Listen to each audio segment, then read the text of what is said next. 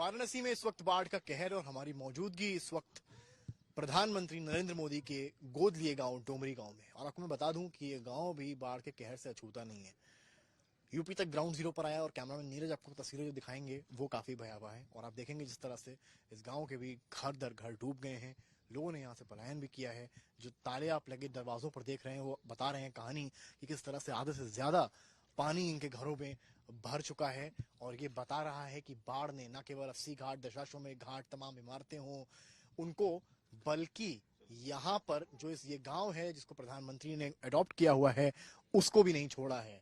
यूं तो ये जिस जगह हम चल रहे हैं वो कोई नदी नहीं है, ये एक सड़क है, ये जमीन है, मिट्टी है।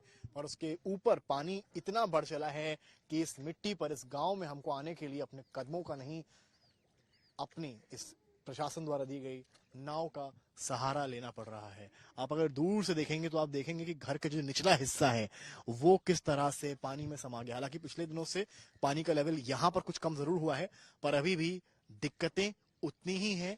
सरकार द्वारा शेल्टर होम बनाया गया है, प्रशासन द्वारा राहत सामग्री भी पहुंचाई जा रही है, क्योंकि कई घर ऐसे हैं जो पूरे डूब गए हैं।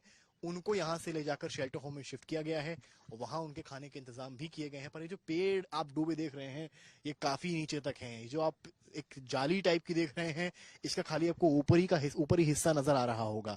ये जो बोर्ड आपको पीले रंग का नजर आता है इसका भी केवल आपको ऊपरी हिस्सा नजर आता होगा, जो कहीं ना कहीं बता रहा है कि इस वक्त बाढ़ के क्या हालात हैं। और जो प्रधानमंत्री का गोद लिया गाँव डोमरी है, जहाँ इस वक्त हमारी टीम ग्राउंड रिपोर्ट कर रही है, वो ये बताने के लिए काफी है कि इस वक्त भीषका है और ऐसा समय में एक कुदरत का कहर है जिससे सबको शायद मिलकर निपटना होगा। जो ये तस्वीरें आप ग्राउंड जीरो से देख रहे हैं, पेड़, मकान सब इसमें समा गए हैं। कुछ लोग आपको छत पर मिलेंगे जो अपना घर नहीं छोड़ना चाहते हैं। कुछ लोगों को शेल्टर होम शिफ्ट किया गया है, जिनके घरों में खाना नहीं उन तक खाना पहुंचाया जा रहा है। प्रशासन के तमाम लोग इस वक्त मेरे साथ मौजूद भी हैं, जो घरों तक पहुंच रहे हैं, उनको मदद पहुंचा रहे हैं। जो लेखपाल हैं वो मेरे साथ इस वक्त मौजूद हैं, उनसे मैं बात करूंगा। क्या नाम है आपका? भोला शंकर गौतम जी भोला जी, ये बताइए कि किस तरह से गांव में मदद पहुंचाई जा रही है। कई गांव ऐसे हैं जहां मदद नहीं भी पहुंची है। तो डोमरी गांव भी प्रधानमंत्री का गांव अडॉप्टेड है, तो यहाँ पर प्रशासन की नजर किस तरह से?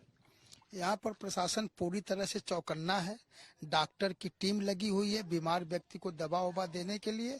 और हमारे यहाँ शेल्टर होम संचालित हैं। शेल्टर होम में 150 से ज्यादा आदमी रुके हुए हैं।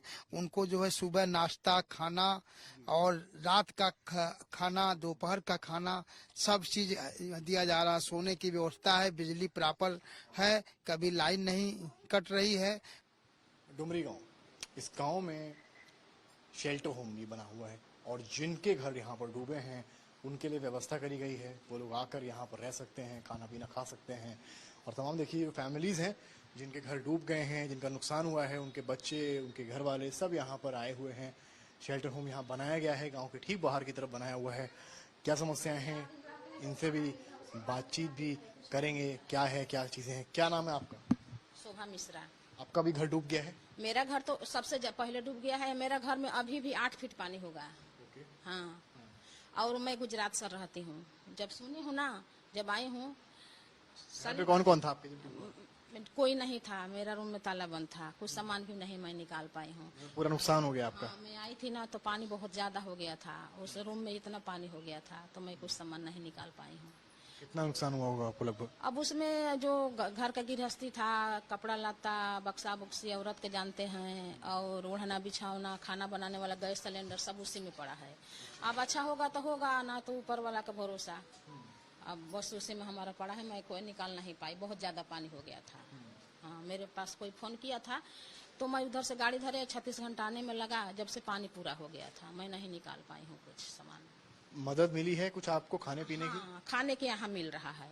हाँ, यहाँ वो राहत सामग्री वगैरह बाढ़ की? हाँ, और कुछ नहीं मिलता खाने की। जब से बाढ़ आता है हर साल हम लोग यहाँ रहते हैं, जितने दिन रहते हैं उतने दिन खाने को मिलता है। और ये नहीं मिलता है कि नहीं हम लोग हैं तो 10 दिन का, माने जैसे परेशानी है, किसी को घर में पानी सूख गया है तो किसी को जल्दी सूखता है, किसी को लेट से सूखता है, तो उसके लिए 8-10 दिन खातिर कुछ हम लोग का हेल्प नहीं मिलता है। व्यवस्थाएं हैं। और ये देखिए तस्वीर आप मैं आपको जो दिखाऊंगा यहाँ से, ये घर जो है 2-3 घर लाइन से मैं दिखा रहा हूँ जो आधे से भी ज्यादा डूब चुके हैं। पार्वती चौरा शिव विवाह मंडप यहाँ पर जो है ये भी डूब गया है, जलमग्न हो गया है। ये जो गेट है ये भी आधे से ज्यादा पानी इसके ऊपर आ चुका है। आप ये अंदाजा लगाइए कि इस वक्त जब गंगा नदी स्थिर है तब ये हालात हैं, और जब गंगा नदी उफनाई होगी, जब हर दिन सेंटीमीटर पानी बढ़ रहा होगा, उस वक्त यहाँ के क्या हालात रहे होंगे। और ये मकान दर मकान मैं आपको दिखा रहा हूँ, ये सब के सब डूब गए हैं। ताला जहां लगाते हैं वहां तक पानी आ पहुंचा है। तो इससे आपको शायद अंदाजा लग जाए कि क्या इस वक्त हालात है गंगा के हैं। और अगर गंगा का एक लेटर व्यू मैं आपको यहाँ से दूं, जो उफनाई गंगा है, सामने आप देखेंगे तो आपको ब्रिज नजर आएगा, कबीर मठ नजर आएगा, और ये जो सामने जो ब्रिज है इसके आगे ही नमो घाट पड़ती है, जो हमने आपको दिखाई कि डूबी हुई थी। वो भी आप देखिए ब्रिज के नीचे तक कहां तक पानी आ पहुंचा है, और पानी की जो तीव्रता है वो कहीं ना कहीं संकट का सबब बनी हुई है। पर ऐसे में कहीं ना कहीं सरकार जो है, प्रशासन जो है, उसकी पूरी कोशिश है कि वो जगह जगह जाए, जो पीड़ित हैं बाढ़ से उन तक मदद पहुंचाए। क्या नाम है आपका? आप भी प्रशासन से हैं? दीपेंद्र कुमार से दीपेंद्र जी हैं। जी ये बताइए कि मैंने शेल्टर होम भी देखा है आपका बाहर, और यहाँ पर जिस तरह से पानी है, तो जो लोग यहाँ से घर से जाने के लिए मना कर देते हैं शेल्टर होम में आपके, उनको कैसे आप क्या कन्विंस कर रहे हैं? हम लोग नाव के द्वारा उनके घर के पास जाते हैं, उनको समझा बुझाकर उनको निकालते हैं कि आपको सरकार की तरफ से सारी सुविधाएं मिली, आप यहाँ से चलिए हमारे सेंटर रूम पे। वहाँ ले जाने के बाद जो भी उनको सुविधाएं सरकार की तरफ से उपलब्ध है, हम उनको पूरा उपलब्ध कराते हैं। दिमागी तौर पे भी एक तरह से बीमारी है, जब बाढ़ आएगी आपके घर में कैद है, बिजली कट गई है, ऐसे कई लोग मिलते हैं कि आपको जो हाँ, हम मिलते हैं तो प्रसाद जब हमको सूचना मिलती है तो अगर लाइट है तो उनके यहाँ लाइट, बिजली विभाग को फोन करके उनके घर की लाइट कटवा देते हैं। और अगर डॉक्टर की जरूरत है तो उनको डॉक्टर को लेकर नाव के द्वारा। समस्या समझिए इसमें क्या है। बाढ़ जब आई आपके यहाँ बिजली कटी, बिजली इसलिए कटी, बिजली कटी आपको समस्या हुई, पर बिजली इसलिए कटी, अगर बिजली रहेगी पानी के साथ तो आपको करंट लगने का खतरा है।